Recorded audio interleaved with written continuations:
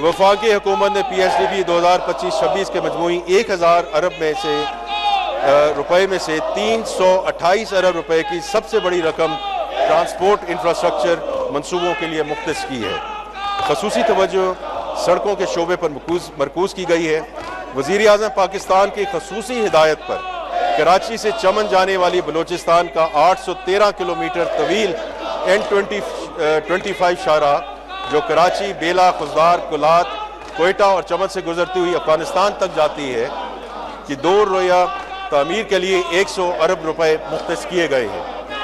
शुमाल जनूब motorway network की तकमील और कनेक्टिविटी की गर्ज से 6 रोज़ सक्कर हैदराबाद मोटरवे की तामीर के लिए 15 अरब रुपए रखे गए हैं। थर कोल रेल कनेक्टिविटी प्रोजेक्ट की बरवक्त तकमील के लिए 7 अरब रुपए मुख्तस किए गए हैं।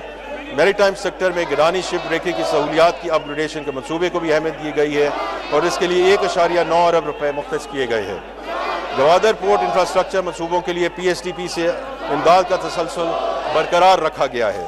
सूबाई ट्रांसपोर्ट मनसूबों के लिए मालियाती खला को पूरा करने के लिए भी इमदाद जारी रखी गई है और सूबाई मनसूबों के लिए नुमाया फंड मुख्तस किए गए हैं।